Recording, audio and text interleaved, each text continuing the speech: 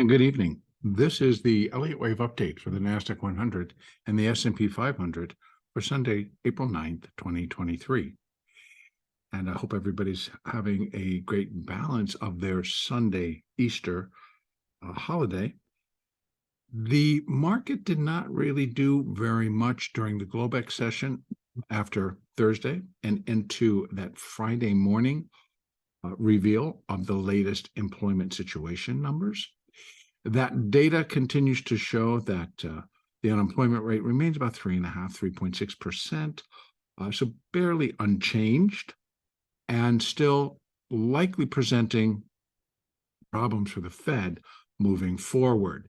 Remember, the Fed initially, or ideally, is looking for higher unemployment rates to begin to slow the inflation battle and to get the rate hikes to actually begin to kick in and perform better, I suppose, than what they have.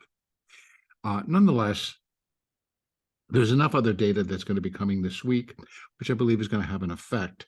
For now, though, the market did not really put in too strong of a reaction on Friday. We had a quick zip up, quick down, with the market then remaining open for about another 45 minutes after the data was released. So we finished higher. And then starting in Globex here, initially also attempted to go higher, and now is seeing the NASDAQ at least begin to slide a little bit lower. I don't think it's actually going to last. I'm not expecting any grand reversals today. So taking a review of the count, we're going to start with the NASDAQ 100. And I'm going to just open this up on a 4-hour chart, and we can see where we are and what is going on. If you remember, we've done an ABC, and the primary A was at that October low.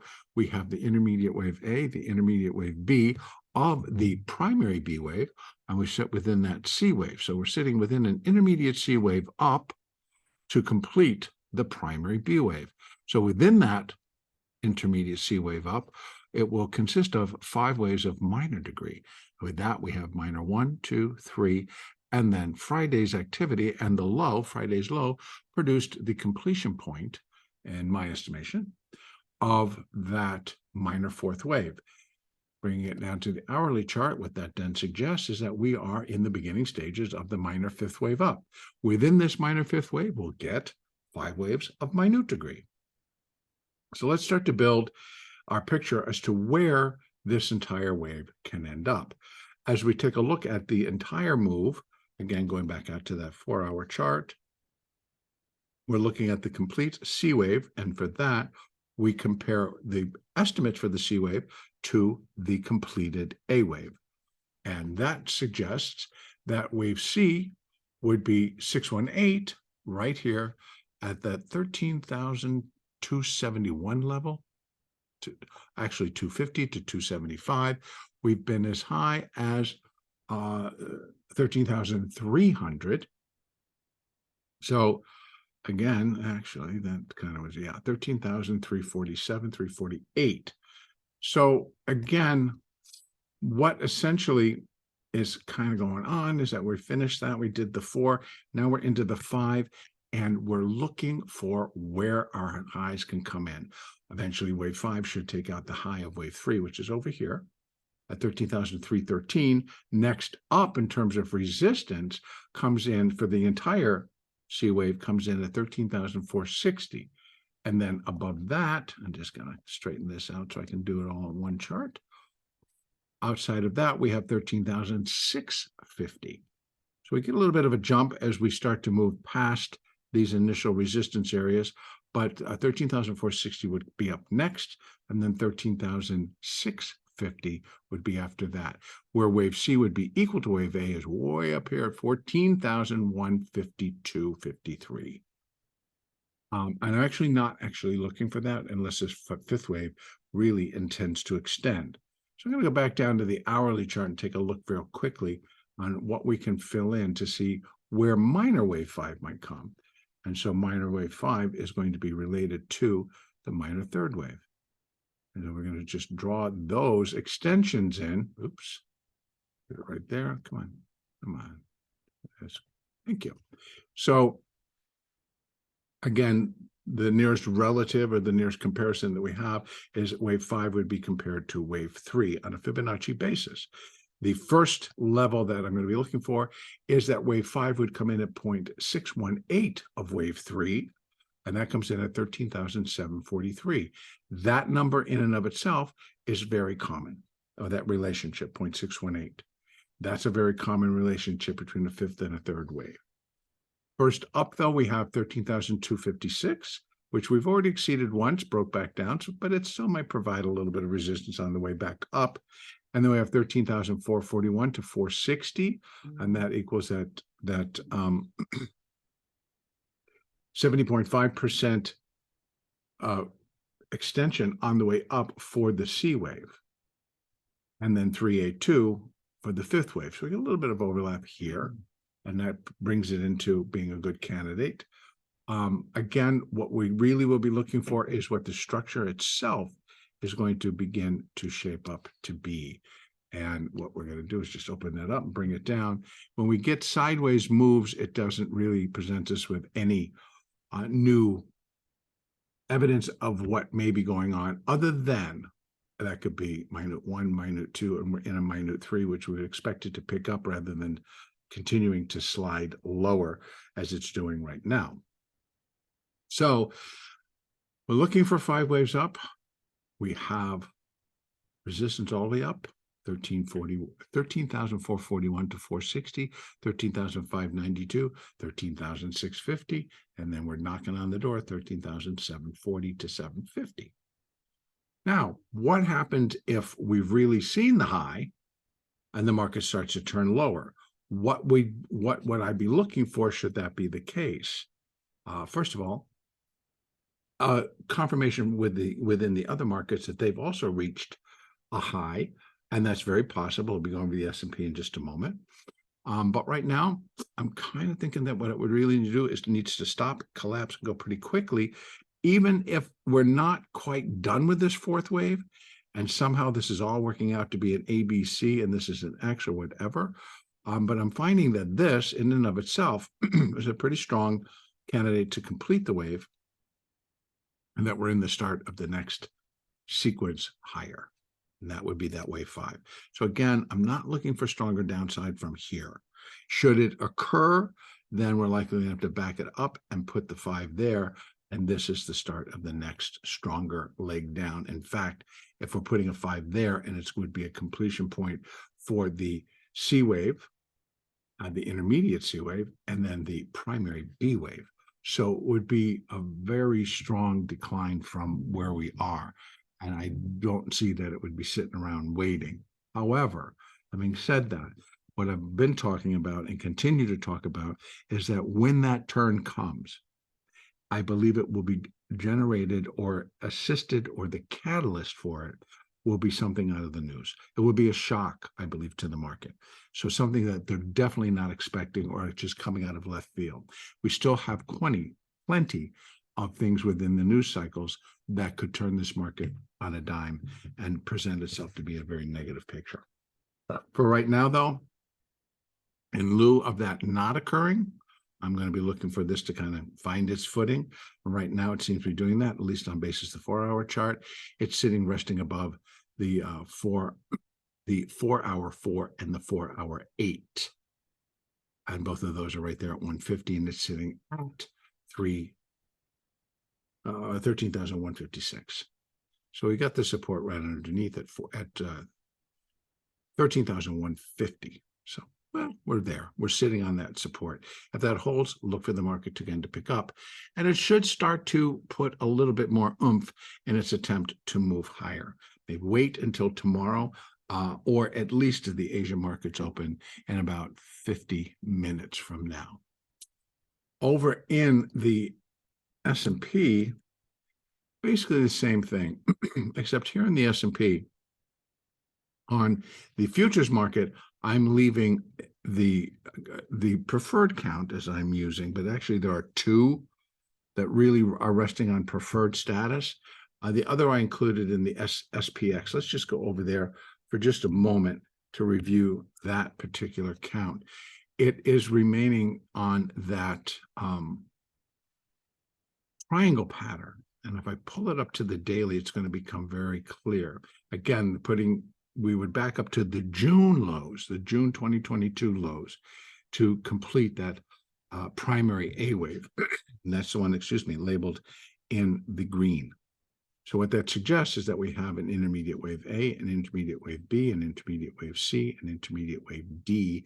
We're inside the intermediate E wave to complete the primary B wave. And it truly all fits. And the fact that the triangle pattern is still sitting forefront with potential keeps that really in place. Here are the trend lines, channel lines for that triangle. And what we have, I do have quite a bit. Let me just kind of put these down a little bit and get rid of that one. So what we have is now, again, our fibs for the E wave. And here we have this coming down. Now we're on a little bit stronger of a slope to the downside on that triangle channel line, the upper channel. If we go in from here, we're going to find that resistance now from 41.47 to 41.60. Now, what I can add into all of this is, what about that small little fifth wave of the C wave up, right? So we got an A to B, now we're in a C wave up, and it should be 5 waves. So I'm going to use the same and put in Fibonacci extensions. Will cover us up to here, bringing it back down to this low, and let's see what we get from there. So what we have is, right away, we have a 50% level, which is doubling up with an additional 50% level at 41.60. So we have 3 or 2 at 41.40, we'll call it. Then we have the channel line at 41.48 to 50, and then we have a 50% fib level at 41.60. So lines up, or if it gets a strong enough little push, 41.80. But if it gets and goes that cleanly through the channel line, then it's going to raise a little bit different of a story. And again, in the SPX, we're looking for that to maybe just top out. Now, again, remember, in a triangle pattern, what the resolution is going to be is that the market thrusts out of the triangle, but not into the upward fashion, because we'd be looking for it to happen to the downside, and that's going to come on the basis of how we're counting this. A, B, C, D, E. So the thrust would be lower, and the initial move out of the triangle is that it thrusts out the width of the triangle. And that would suggest that it's going to come down and get below 38.50, 38.60, 38.50 as its initial move out of the triangle. But that would be what I would expect if indeed we're in this triangle pattern and it gets up there and it finishes the E wave. It should be a quick drop, boom.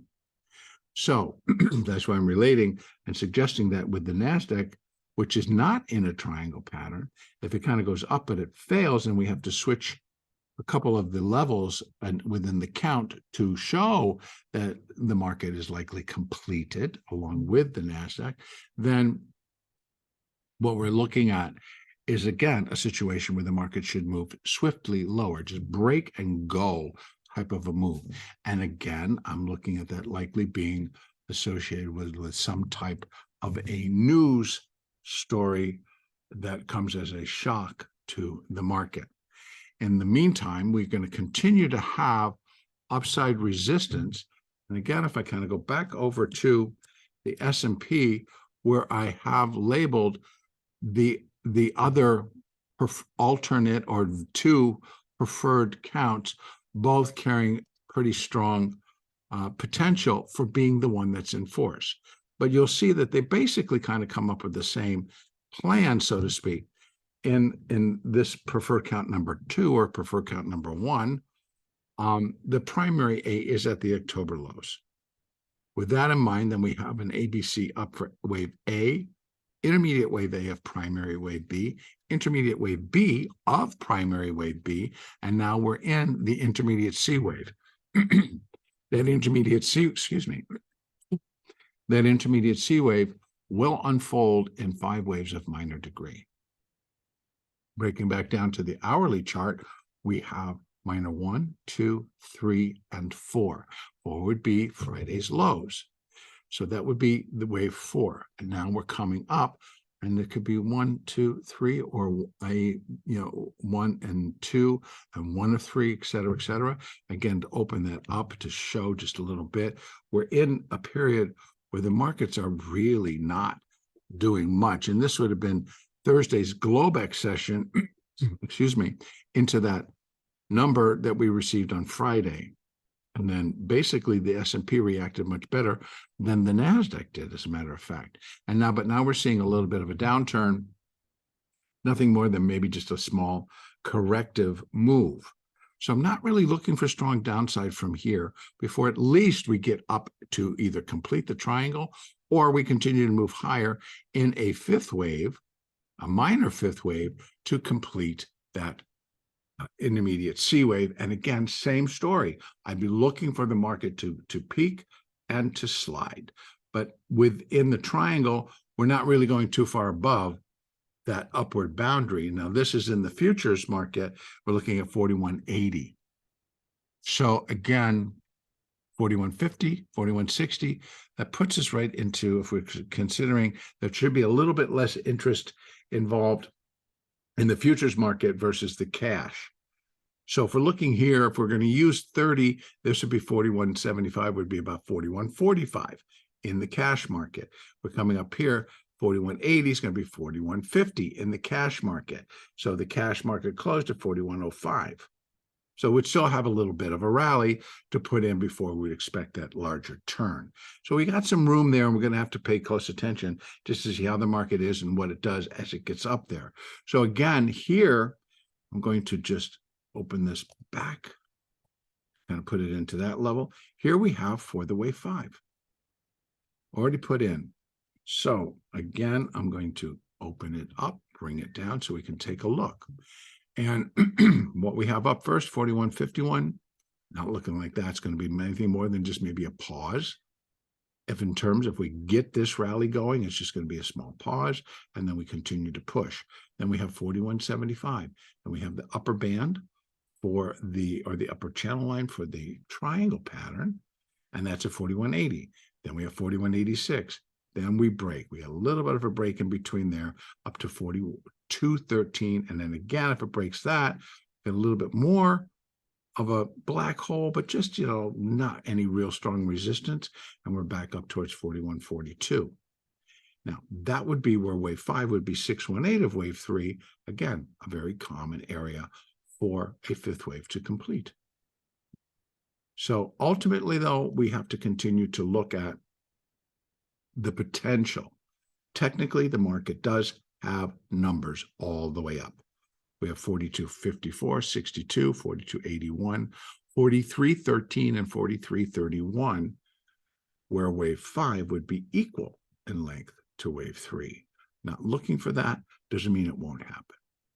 We have to consider and keep those in mind if the market does a turn from within these levels to the upside. If it starts to show strength, remember the market's perception is earnings are always going to blow the doors off. They're always going to be good earnings, and so we're just going to start buying. And that is what's going on. We're entering into the earnings season, and starting with the banks. So they're going to go back and look at what did it do last quarter. How did they report last quarter? They all did pretty well. Are we expecting them to do it the same? Obviously, the market seems to deem that it should. Doesn't mean that it's going to. So again, in terms of economic numbers, we do have some larger ones coming out this week. Tomorrow itself, we only have wholesale inventories, and those come out at 10 a.m. Eastern. But on Tuesday, we have nothing on Tuesday the 11th. So the big days start on Wednesday. But let me just say, on Tuesday, we have the Chicago Fed president speaking, we have the Philly Fed president speaking, and we have the Minneapolis Fed president speaking. So we have Kashkari, Harker, and Goolsbee all talking tomorrow at various times. Excuse me. Chicago Fed, Goolsbee, he speaks first, and that starts at 1:30 p.m. Eastern. And then after the market close, we get Harker speaking at 6:30 and Kashkari speaking at 7:30, all Eastern time. Now on Wednesday, 8:30 a.m. Eastern Standard or Eastern Daylight, we have consumer price. And then we also have starting at 9 a.m., the Richmond Fed, President Barkin speaking, and also San Francisco's President Daley comes out and speaks. And those 9 a.m. and then 12 noon are all on tap. We have the Treasury budget, which will be released at 2 p.m. And then also at 2 p.m., which can, for whatever reason, turn into market movers. We have the minutes of the last FOMC meeting. Now on Thursday, we have at 8:30 producer price. So that we're back to that schedule where CPI and PPI come out in the same week. So, and then also on Thursday, we have the continuing or the initial jobless claims for the week. And that comes out on Friday. U.S. retail sales, industrial production, capacity utilization, business inventories, and consumer sentiment all come out on Friday. So we kind of have a busy week in terms of economic data, and the market's going to hang its hat on that. And then also don't forget that on Friday, we start, and others will come out before, but that's when some of the major banks will be reporting their earnings or starting. For example, we have JP Morgan. Also on the 14th, we have Goldman Sachs. On the 18th, we have Citigroup. On the 28th, on the 14th. So we have Citigroup and JP Morgan on the 14th, Goldman Sachs on the 18th, and Bank of America is usually up in there at some place. And I took them off my charts. I would put them back. But the banks begin to report. And then we'll also begin to see others start to flow in. And we'll see how that all develops. Out of our bigger players, we won't see Apple until the beginning of May. We have Amazon reporting on the 27th of April. Google report on the 25th of April. We have Meta reporting on the 26th of April. Microsoft reporting on the 25th. So we have to wait 2.5 more weeks before we start to see the tech sector put in the reports. It's a lot of time to be hanging out up here on a hope and women and prayer. So again, we'll see what happens. We'll see what the market does. We'll see what happens when we get up into resistance that should be completing the move. And it may come prior to us getting any of this data from the earnings reports. So I'm going to leave it right there in terms of the futures markets. And I'll just take a quick look because I apologize for the lack of that big picture update. I do have a podcast that Dan Ascani and I did on yesterday, but I'm having it prepared and it should be published a little bit later tonight. But again, going over to the bonds. Now, the bond market continues to present a very interesting story because the volatility as measured by the volatility index that they're used in the bonds is very, very strong right now. It's very high right now. And as one analyst discussed, it's like the bonds are hyperventilating. So if you've ever been around somebody who hyperventilates because they're just nervous or overexcited, there's just, a little bit of panic going on. You get that, they can't breathe. And what do? You give them a paper bag so that they're just kind of breathing carbon dioxide to stop the oxygen from, crippling or producing the cramps. So what happens when people hyperventilate? Well, the bond market seems to be hyperventilating a little bit. And usually it's because there's a lot of kind of uncertainty. A lot of uncertainty in what interest rates really should be doing right now. Should we continue for bond prices to go up in terms of what this little correction, and it's a counter trend move that started off at the October lows. So again, we're continuing to work against October lows in the interest rate market and treasuries and also in the equities. and we're quickly reaching, I believe, our top levels. So while that is in process, we're seeing a lot of volatility here in the 30-year bond, also in the 2-year note, the 5-year note, and the 10-year note. So all of the interest rate markets that we're following are exhibiting pretty high volatility. So in the 30-year bond, it's still looking pretty much on schedule that it's going to get ready to move up. I have some resistance lines drawn here. It's got to get itself, first of all, cleanly back above the 133 level, which it's been holding. I need to get above 133.10, start to move up again, get past the 50s. This is on the 1-hour chart, and begin to move up towards 134, then 134.19, 34.26, 35.13, and then we should find some resistance to complete this fifth wave and the minute third wave somewhere around 135.27 to 31. But I'm going to even consider it 135.13. But I would think that we can get this move going. We'll get some decent rallies like we saw last week at different periods. Get it up moving, get it back above 134.26 and up towards 135. Complete this minute 3, pull back again, run up one more time, and so that would be minute 4. Right, so we finish a 3, do a 4, and do a 5, and get ourselves up into these levels to complete the ABC up, set the stage for the interest rates to begin to rise again while the bond prices drop. I'm going to leave it right there for the market. For Treasury markets. Gold continues to present a very interesting picture as well. I'm going to reserve that and go over that tomorrow with our regular update for the S&P and the NASDAQ. And on that note, I'm going to finish up here for tonight, and our next update will be on Monday, April the 10th.